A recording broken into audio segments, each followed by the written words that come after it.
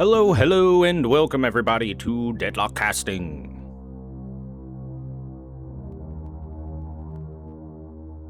So, first off, we have our first EU game of the Deadlock Night Shift going on. It is Abrahams versus Leviathan yet again, competing to see who gets to go bash their heads against what seems to be the impenetrable brick wall that is Buff Enjoyers that continues winning each week. Now, both of these teams have made their way to that final game against Buff Enjoyers on multiple occasions, so they do have a pretty good idea of what they're up against eventually when they get there, but of course first they have to face each other, and considering these two are usually the ones that are in the game against each other, I'd say they know each other pretty darn well. Now, our first bans came out as Pocket and Doorman. No big surprises there too much, especially with the EU meta. They value these heroes quite highly, and Billy is the first pickup for Abrahams. Billy being, of course, one of the best, just standard, solid, good heroes in the game right now that you can put on your team. And on the other side of Leviathan, we get Mirage, followed by the rising star, as of last week, McGinnis. Has been absolutely crushing it in the pro scene for, well, at least since last week. McGinnis started, getting dabbled in here and there. Once in a while you would see her, but last week she just took everything by storm. She was by far the most successful hero of the week, I would say. And we're seeing her rise up in priority to being in the first phase as the second pickup of Leviathan in their first round of picks. Abrahams counter it with a Lash and a Holiday. Now, I'm not the biggest fan of Lash in competitive play, mostly because his ability to actually use things like his ultimate, as it does have a lot of potential, is not really the greatest in the world. It can be stopped in many different ways. In fact, more often than not, even when he does ult someone, you'll see them position themselves around a piece of geometry under a bridge or something. So even if he's going to pull them, they don't get pulled the whole way. They get moved just a little bit, and then his ultimate doesn't have that strength of repositioning to it. But what we've seen with Lash is a shift more towards gun being a higher priority than a spirit build, and I like that a lot more for Lash. I think that gives him much, much better staying power, much better potential throughout the mid and late game. When you're purely Spirit Lash, you're kind of jump in, cast your spells, and then hope you can get out and wait until you can do it again. Whereas with Gun Lash, you got this consistent damage output, this consistent ability to actually make yourself a problem for the enemy team to deal with, and it works pretty well. His gun did get some solid scaling, little extra buffs over time, to the point where it's now back to the point where you can argue it's solid. It's pretty good. Okay, now I know I just said a bunch about Lash, but that's because Lash is someone I gotta talk about a lot because his record in competitive is dubious most of the time. Holiday, a good initiator. So Abrahams have both Lash and Holiday, two different heroes that can reposition their enemies and pull them out of a safe area into their team, and now what they need is more things to capitalize on that. Billy, for example, works really well with those kind of heroes because his ultimate can prevent his opponents from being able to use mobility to try and get away. In fact, Apollo into Billy, as we see from Leviathan, is questionable just because Billy turns off most of Apollo's abilities once he uses that chain gang. Apollo cannot use most of his spells if the chain gang is wrapped around him. And that's a big reason why Billy is so popular. And out of nowhere, Paige for Leviathan. We have not seen Paige in competitive in a long time, mostly due to the fact that Paige is a shielding hero, and while she is pretty solid, the fact of the matter is her laning stage is not the best in the world. Her team fighting is great, but she also has no mobility. Any backline diving heroes like the Drifter on the side of Abrahams that want to skirt around the edges and find someone that is a little out of position, or someone that's on the back line trying to support the team, can rip her apart pretty darn quick because of this lack of mobility and because of her being not the tankiest hero in the world as a support. But what Paige does bring to the table is if she's allowed to sit in the back and throw her spells, she provides a ton of utility for the team. She's got a really good root that lowers their spirit defense, so more magic damage goes through. She's got a really good ultimate that's not only a burst heal for the team, but also a knock up, a lot of damage. It is pretty darn strong, all things considered. It is, however, on a bit of a long cooldown, which is one of the big drawbacks of Paige. You've got this great ultimate, but it takes forever to come back up, right? And the big thing is her shield greatly enhances her gun carry. So Mirage, potentially McGinnis or Bebop, depending on how they want to build, probably not so much either of them, it's probably mostly Mirage, will get a massive boon to how powerful his gun is and how fast he's able to dish out damage. Now, over on the side of Abraham's, we see Lady Geist being picked up as the late game carry for them. Lady Geist is certainly one of the strongest ultra late game heroes that you can realistically play. I say realistically because there are heroes like Haze out there that scale super duper well, but you take so much time and so much money to get there if you want to play them as a carry that they're just not viable in professional play. But Geist, on the other hand, is consistently pretty darn solid. She usually doesn't have a bad phase of the game. She's a solid laner, she's solid mid-game, she's great late game. So this is kind of like saying, we want a hero that can hold their own through any stage of the game, but will be able to blossom into a monster in the latest of the late games. And we've got Ivy as the final pick of Abraham's, a support of their own, but a more aggressive and mobile support than Paige. Ivy is a lot more about being able to reposition herself and an ally, and maybe be able to use that global mobility to fly an ally over and either gank a lane, join a team fight that otherwise they wouldn't be able to, stuff like that. As for her own support potential, it's mostly aggressive utility stuff. She's gonna be able to build into things to slow the enemy, to reduce their fire rate, possibly gonna build things like knockdown in order to just stop things like the Bebop ultimate or the McGinnis ultimate, which are both pretty darn scary if they're just let to fly, especially in the earlier parts of the mid-game. They are extremely strong. And heck, McGinnis could build into the ultimate itself as her scaling. She might go spirit build with a focus on her ultimate. And if she does that, then something to stop it, like a knockdown from a hero like Ivy, would be highly valuable on the side of Abraham's.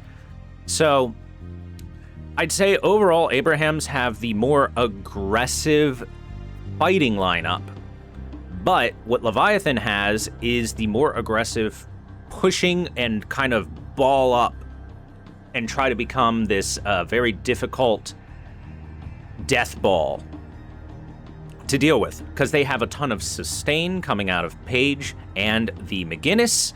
There is not only the shields from Paige, not only the heal from the Paige ultimate, but McGinnis with the Medicinal Spectre AoE.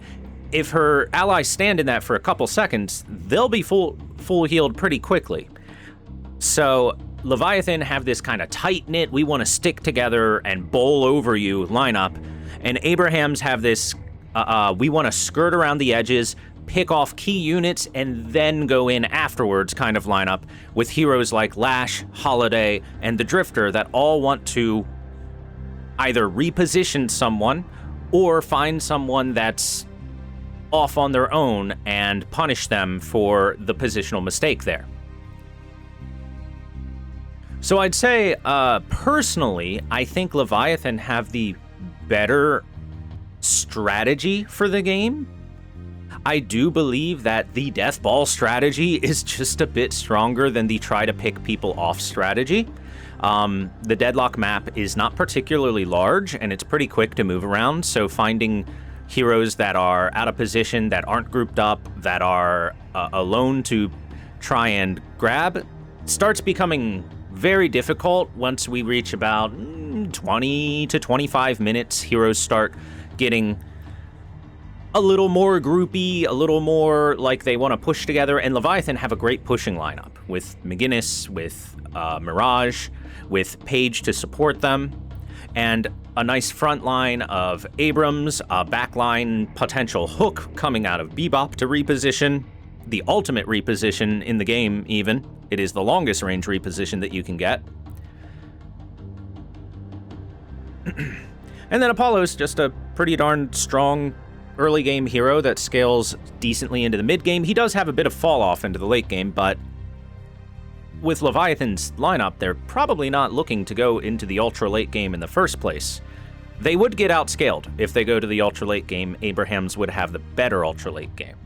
But overall, I think this is not the most uneven lineups altogether. I do think that Leviathan just have the better strategy, and Abrahams is going to have to execute a little better than their opponents in order to make their strategy work. But we'll see if they can do it. Abrahams are a bunch of very, very good players, and they've been, at the very least, reaching the finals of the weekly EU challenge here, and facing off against buff enjoyers more often than not, and usually triumphing over Leviathan. So history would say it is in favor of Abrahams, and we'll see if history continues to inform the present and potentially even the future. All right, so if you're watching on YouTube, I'll see you when we're in match.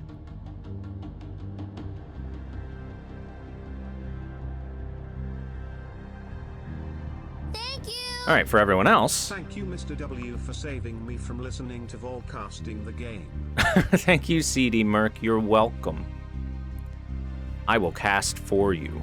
Don't you worry.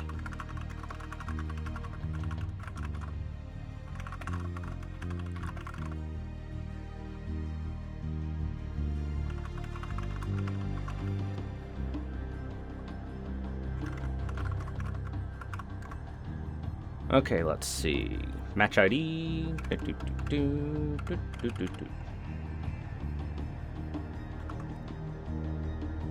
Alright, let's move this over here, that over there, this over here, get us in game, search by match ID. Okay, match is still active, get me in there.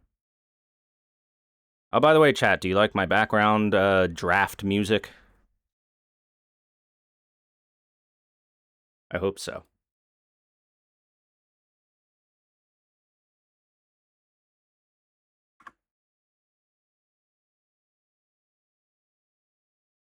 Oh, I think I know what's going on. My default audio was on the wrong source for this.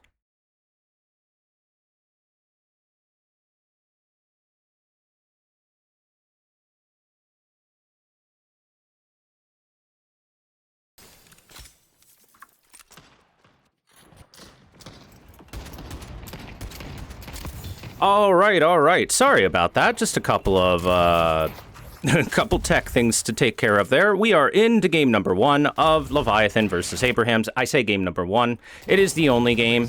Oh, oops. I unmuted something. My bad. Okay, sorry. We got tech issues. It happens. My bad, everybody. We did miss First Blood due to dealing with some tech issues. It was achieved over on the side of Leviathan, I think, yes?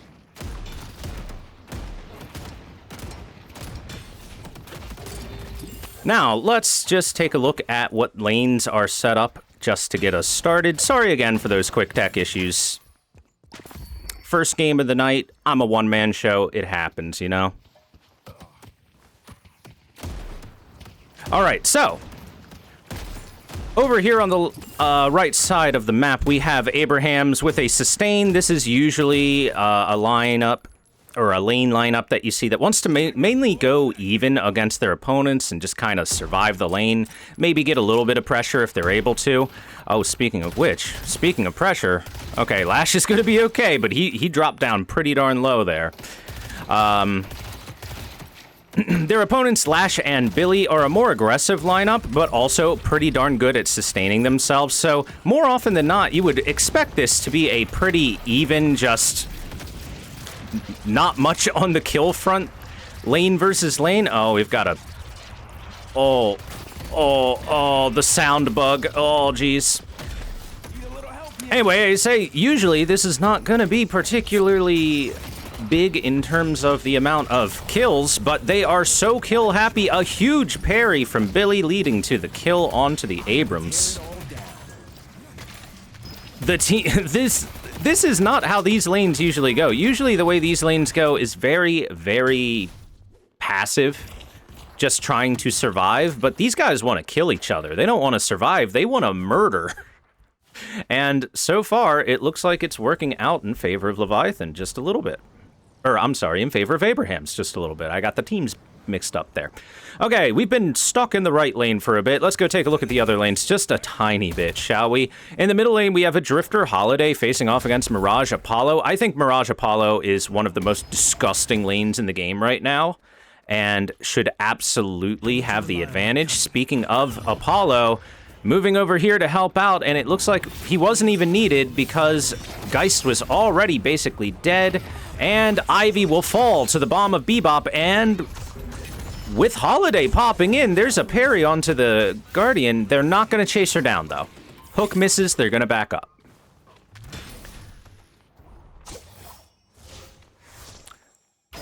Okay, so, yeah, these lanes are really aggressive with each other.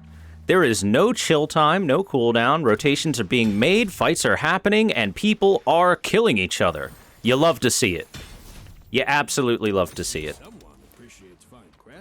Apollo has picked up a health buff. He is going to be extra annoying to deal with, and oh no, that's so much damage.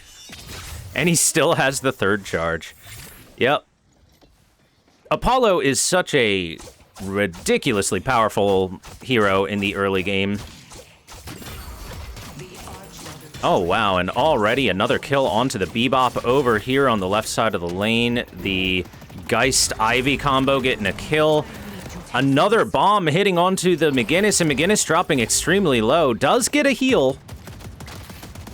Keeping herself up for now. And she'll get another solo heal, and Ivy's taking a lot of damage. McGinnis takes the stun, eats another bomb, is going to stand in her heal for a moment. Ivy doesn't actually connect with the heavy melee, is going to be able to back herself out. McGinnis with the wall keeps herself alive, and Bebop coming in to clean up the Ivy. Meanwhile, over here, we see an ultimate coming out of the Abrams trying to chase down on this Lash. He's super low, and with Drifter popping in, the mark will either finish him or set him up for death. As Lash comes through, and alright, it looks like Geist will barely survive. The first tower of the game goes down. Guardian taken down by the McGinnis lane. No shocker there.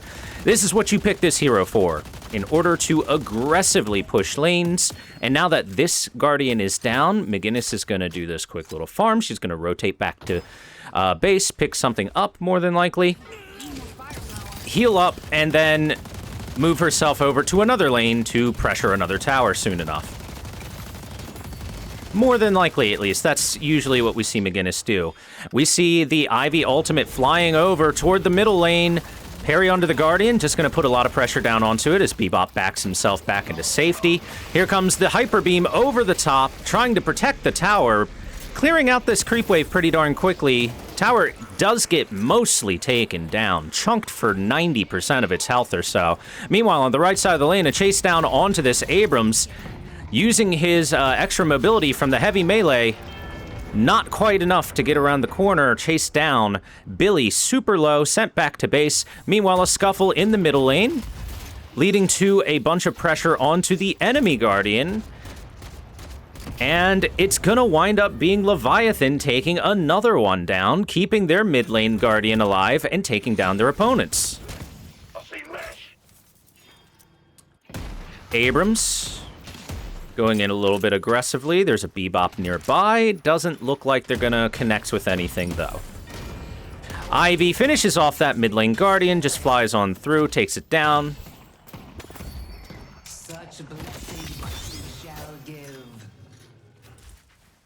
Look at Apollo's inventory. Purple, purple, purple, purple. Survivability unnecessary because of the heal on not disengaging. Sigil, flawless advance.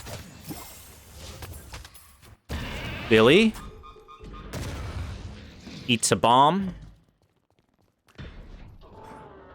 Bebop aggressively assaulting the enemy's stuff. Billy jumps in, doesn't quite land the bat to knock him up, but there's too many heroes here. 4 heroes converge, take down the Bebop, and they're going to be able to secure that Sinner's Sacrifice. There was a bit of motion coming over from Mirage, but just going to be a Bebop kill. Bebop a little too aggressive for his own good there. Posturing deep in the enemy territory, trying to take the Sinner's Sacrifice, and the side of Abraham's not going to have any of it.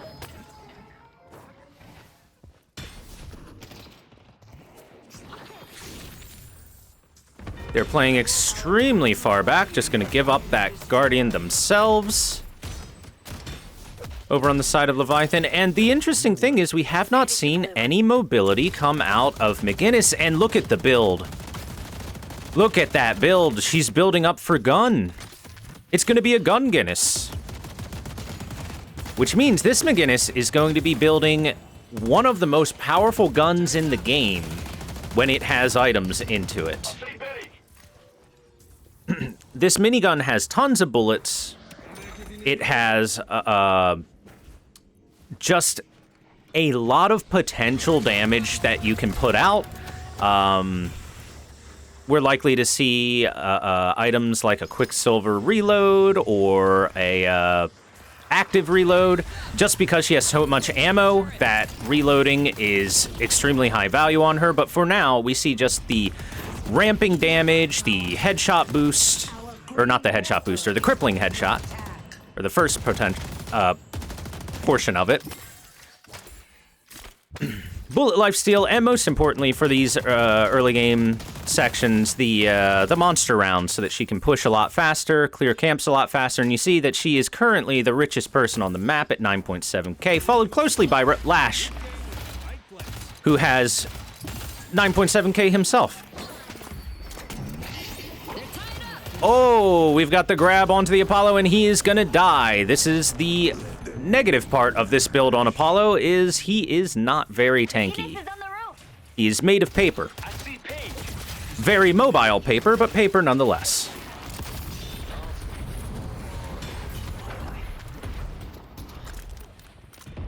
Abrahams gets out of there, no problem it would seem. And Bebop, on the meantime, chased down by the Holiday and the Drifter in the mid lane. Let's see if they're able to put any pressure onto this McGinnis. So far, not at all. 2 heroes in this lane, dedicated here, and McGinnis is holding it by herself. Here comes the dive-in from the Ivy, doing enough damage to take down the Page in short order. Chase onto the Ivy. A lot of damage, a lot of mobility, chasing her down, and Ivy will not be able to survive. The ultimate from Apollo not quite able to finish off the Lady Geist. She'll be able to get out.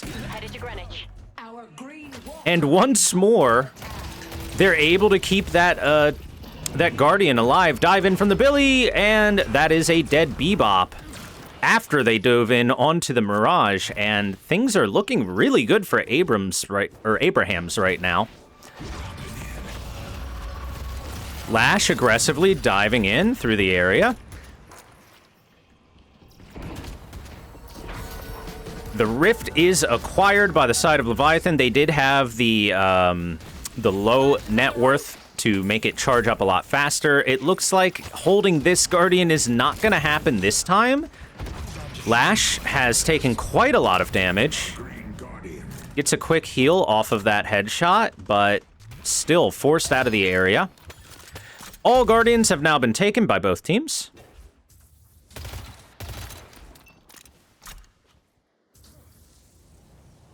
And we see a slight lead in favor of Abrahams at the moment.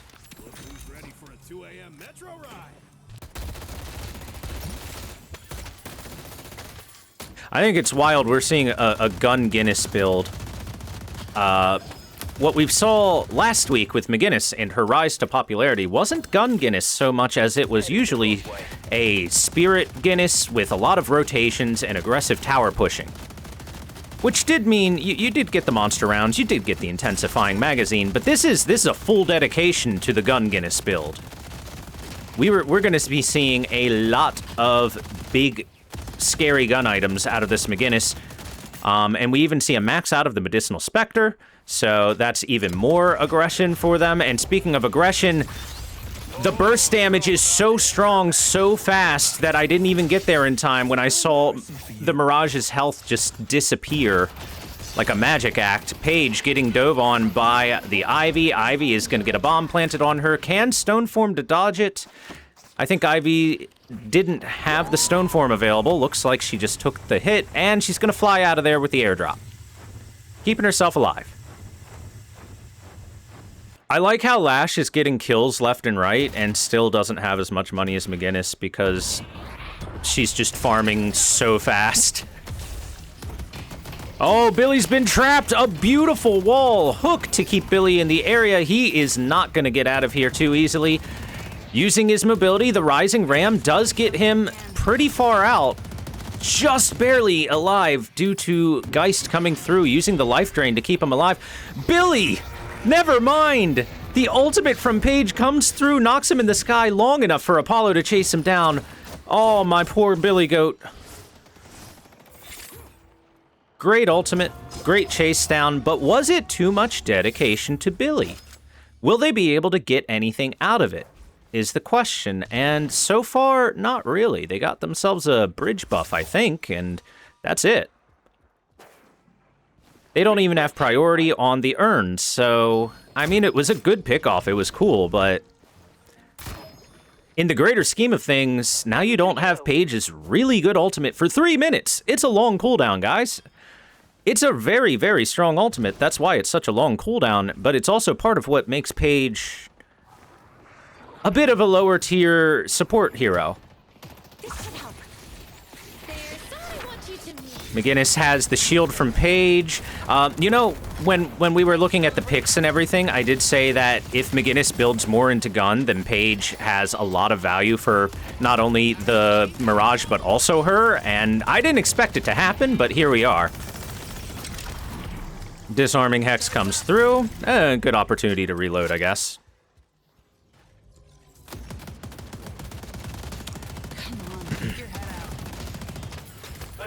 We've still got ourselves a big lead in favor of Abraham. Spirit Lasso grabs onto the Abrams. He is extremely low, and the barrel will finish him off. I see the enemy. Just taking her demon for a walk. A walk to a grave. Stalker's Mark hit onto the Paige. He is going to follow it up. But there's backup for Paige. Bebop hooks once, hooks twice, keeping the Drifter from running away too easily. Assistance from Billy, trying to keep him alive, but there's too many heroes here. He's getting chased down. I got something for all of you. Really good use of Stalker's Mark to get out of the area onto the creeps here, but it's just not enough. Too many heroes, chase him down. A lot of damage comes down onto Apollo. It is the Lash, and he is getting another kill. Lash dominating this early to mid game. And we see his next item, he's going for these Siphon Bullets, a very, somewhat uncommon early pickup nowadays, after it got nerfed, but for a BR style burst fire weapon, it makes a lot of sense and tanks you up a lot. So Lash is looking to be able to just stand and deliver. He's going to have a massive health pool. He's going to be stealing health from opponents. It's going to be very difficult to get him out of the fight. And as he is currently one of the most farmed heroes on the map, it does kind of give him this snowball potential for team fights where they're not going to have the damage to put into him. Meanwhile, over on McGinnis, she has completed a Mercurial Magnum, the upgrade of Quicksilver Reload. This just means that she's able to reload and then shoot extra fast, with bonus spirit damage per shot. It means that her gun is, it's gonna turn people into Swiss cheese, let's be honest. It's gonna rip people apart. I'm even missing Mirage, because nobody cares about Mirage right now. He's not the carry. He's the support at this point. He's got too many deaths to carry. It's all about McGinnis, baby. Speaking of, McGinnis has got a lot of work cut out for her, so she needs to survive this right now. And it looks like she'll be fine. She is able to solo fend off 2 heroes. Well, I guess not solo. There is a page sitting behind her, but fend off 2 heroes, grab this, this rift without too much issue, but they're gonna lose out on their middle lane walker. Sure, this McGinnis is huge right now. She's very, very scary, but the rest of her team is struggling. And I don't think this is a game that you can just solo carry. But damn, is she gonna try? Look at that. She just rips through the drifter like paper, and I think that Geist is gonna follow. She ulted, and I don't know if she can survive. Even with 2 lives, she's gonna lose to the fight. And as Apollo comes through, with Billy here, McGinnis continues her assault onto the opponents. Billy has to run away. Oh, she gets hyperlined. This could be McGinnis's death. Here comes Billy from behind. Chasing down, shield and the wall. She'll be okay. Never mind.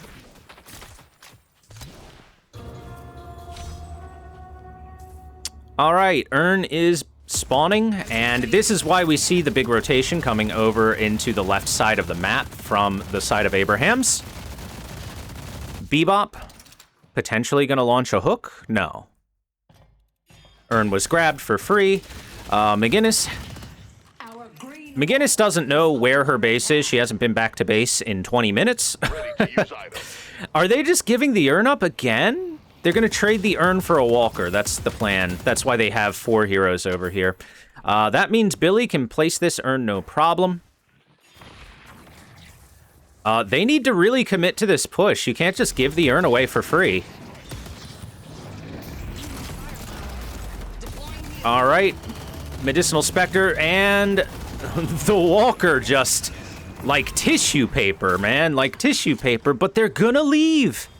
The rotation coming in from Ivy, carrying in her allies, dropping down onto the McGinnis. The stun on McGinnis, and McGinnis is not where she wants to be, and McGinnis finally falls. The scary raid boss taken down. Itani Losan being used as an escape tool by the Apollo. Not going to be killing anyone. It is a complete rout in favor of Abraham's. Leviathan broken, battered, and half of them dead. This is going to be a free mid-boss on the side of Abraham's, and Abraham's take themselves a 24k advantage, and it's looking like, at this rate, Abraham's will be heading to fight off against Buff Enjoyers, as they have in weeks past. Like I said before, this is not a game where you can solo carry. So, while the game's technically not over, it is, I'd say, a good 80 to 90% in advantage of Abraham's, if not more. They are already very far ahead, and they have the fallback of Lady Geist, who is just one of the strongest scaling heroes. And this poor Mirage just does not get a chance to survive. He does get rescue beamed. He might actually be alive. Another barrel hit, stun onto the Holiday. She's taking a ton of damage, and it looks like the turnaround is good. Holiday somehow, she's alive. And they lose another walker on the side of Leviathan. Abraham's now making the rotation with the Ivy ultimate, flying Billy over. It's just victory after victory for Abraham. Somehow they got out of there. I don't know how.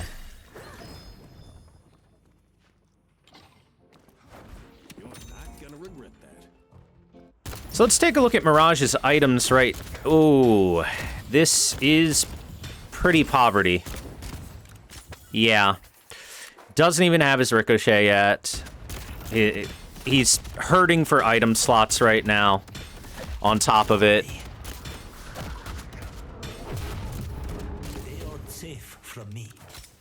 Ultimate being cast. The darkness being used by Drifter just to secure the Sinner's sacrifices. You know, you turn the lights off on your opponent. You just turn your opponent's screen off for a couple seconds. They're like, oh, I guess I better leave. They might be hunting me. And he's using it just to secure the Sinner's sacrifice. That is such a good use of the ultimate. Oh, we see a bit of a fight coming on over here. Chain Gang has been popped. It's going to pull in the Abrams even, not the Abrahams. Pull in the Abrahams. Billy does have the extra life. He's going to die once.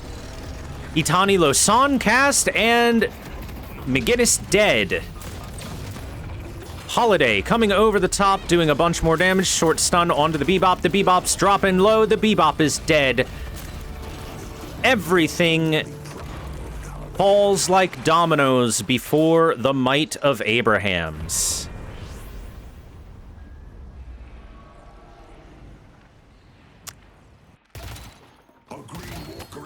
It's at the point that I don't know what they could do on the side of Leviathan. Abrahams are diving walkers and losing nobody. They technically lost some revivals, but who cares? You took the walker, you took their lives, you're taking their base guardians, you're taking their farm from their jungle, you're taking everything and leaving no crumbs for the side of Leviathan.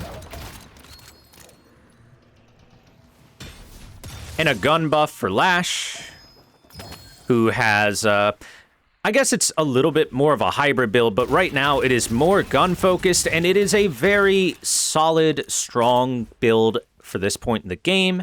Lash is going to be doing quite a lot of gun damage, and, you know, his spirit damage is nothing to sneeze at either, but the real strength is this gun is shredding people. I see the detective. Darkness being used, and Drifter is just scouting right now. Veilwalker, the movement boost from that and the darkness. And he finds some opponents. He is going to get knocked down. The hook didn't hit him. Immobilization, not going to matter too much. Paige has been lassoed, pulled over into death. Winning's my business, and business is... They lose the rift, but will they take the fight afterwards? Chased down by Lash onto Abrams, and Abrams is just getting murdered so quickly. This is supposed to be the tank. He's ripped apart. Bebop's killed. A stun and a whip to kill off the McGinnis. Lash cannot be escaped. This is one of the big strengths of this hero. Tons of mobility. Counterspell. One of the 5 million counters to Lash's ultimate. The ultimate does nothing, but they're able to chase down Mirage regardless, and this game is all but over. It's all over but the crying at this point. Leviathan, it's about time you start weeping some tears.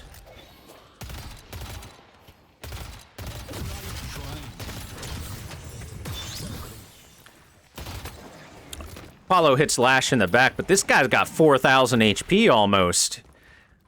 If he wanted to, he could have just turned around and man-fought Apollo. Apollo would lose that fight every day of the week. 13k less net worth, and being a burst hero trying to fight a very tanky gun character, as he is built for gun, you're not going to win that fight, Apollo. Gun just scales better than Spirit. It is a fact.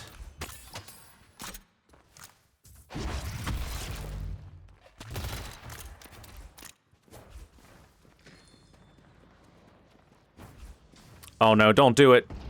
Mirage, oh, barely gonna miss, but half of his health in one barrel? Half of his HP in one barrel? Are you kidding? That's insanity. She's not throwing gunpowder barrels, she's throwing nuclear bombs. Great counterspell in order to prevent this Phantom Strike from holding her in place. Leaps on cooldown.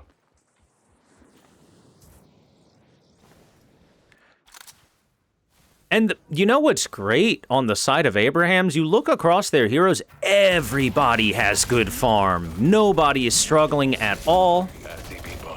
Mid-boss has farmed. Bebop? I don't know if you want these hands, Mr. Bebop, man. Oh, charge back. They're gonna pop the ultimate on Billy. It's Billy versus the world. Does he have allies coming in time? He's plenty healthy. After all of that, he is still healthy enough to keep staying alive. And as allies draw in, McGinnis left to the wolves. She will be killed. In fact, not even left to the wolves. Her allies are all just dead. The wolves have already ripped apart every single person that she ever knew and loved. Everybody's dead on Leviathan. Everybody's alive on the side of Abraham's. Once more, they crush the fight. They take the victory. It's all just a formality at this point.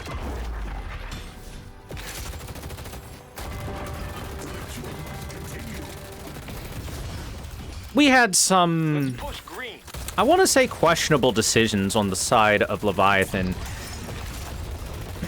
here and there, but at the end of the day, even those decisions that seemed less than optimal, they weren't the biggest deciding factor, as opposed to just how good Abrahams was playing and how well they were able to position themselves around their pick-off lineup. They constantly found people by themselves and punished them for it.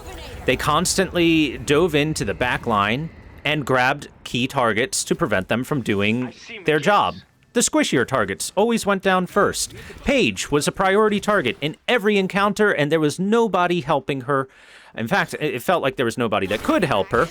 And if anything, she needed to play just like a million miles away from her team. She needed to throw the shield out and then just like hide. And even then, I'm not sure that they could stop the incredibly aggressive pickoffs from the side of Abraham's. And speaking of Paige, taking a lot of damage, is able to keep her Mirage alive, but unfortunately McGinnis is already dead. Abrams brought down to a sliver of HP. All right, it looks like they got themselves a kill onto the Drifter. That's one of their revives gone. But I think we'll see who's still standing, and it will be the entire side of Abraham's. As the Archmother will fall. Easy game, Lash says, and honestly, you know, that's a bit of BM, but I can't say he's wrong. It looked like just another day in the office for Abrahams. They just completely rolled over their opponents with authority. Couldn't be going better. There was not a moment in that game that felt like Leviathan was ahead. At best, it felt like they were even, and that was only in the earlier stages of the game. The moment that Abraham started to get rolling, they snowballed constantly until it was a victory. Look at the kill score across these heroes. My goodness. An absolute mauling. And you see the objective damage dealt. McGinnis barely dealt any objective damage. I personally think this was a poor use of McGinnis's strengths. This is a hero with one of the strongest pushing factors in the entire game in the early and mid stages. It's so difficult to try and establish a foothold while pushing a lane, and she does it really well with the combination of the wall to keep her opponents locked out of key areas, and the turrets to just pressure an area, make it difficult for her opponents to dive into her team. And they never made use of that. McGinnis sat in a lane by herself, farming for a while, and sure, she was very, very farmed, but the rest of her team was suffering. The rest of her team was getting picked off, dove, killed, they had little to no capability of making any plays happen, and the punishment for being alone was death every time. Mirage with 8 deaths. This is a hero you usually pick for his ability to not only do a good lane, but split push well, farm well, be a very strong late game hero. He didn't have a chance in hell, because every time that he showed himself alone, there was a Holiday ultimate, there was a Lash ultimate, there was a Billy ultimate, and all 3 of those pulling him out of position, preventing him from being able to run to a safe point, and just clenching a bunch of kills onto him. And so that carry never got his feet off the ground. He was stuck 6 feet under for most of the game, it felt like. Dead, and more dead. And over on the side of Abraham's, Holiday and Lash completely unkilled that entire game. 10-0 and 22 on Lash, 12-0 and 18 on Holiday. These pick-off heroes working their magic for them, surprisingly so in some cases even, because, like I said, I do think that the overall strategy of the lineup for what heroes were picked for Leviathan, I liked better than the strategy of trying to pick people off, and I do think that that has more weaknesses and there are more abilities to counter it than the death ball strategy. But the death ball strategy doesn't work when you never death ball. The death ball strategy doesn't work when you get picked off so much in the early to mid phases of the game that you're too weak to death ball even. Because by the time they started trying to group up and defend stuff, they were already behind 20 to 30k. And at that point, Abraham showed no fear in just diving walkers and murdering everything in their path. Extremely well played by Abrahams. They put on a phenomenal show and just looked like they were head and shoulders above Leviathan in this game, and I'm really looking forward to what they can bring to their opponents in a best of 3 Buff Enjoyers, as Buff Enjoyers have been dominating EU for week after week. Let's see if this week, maybe Abrahams can turn things around. We'll be seeing that after the break.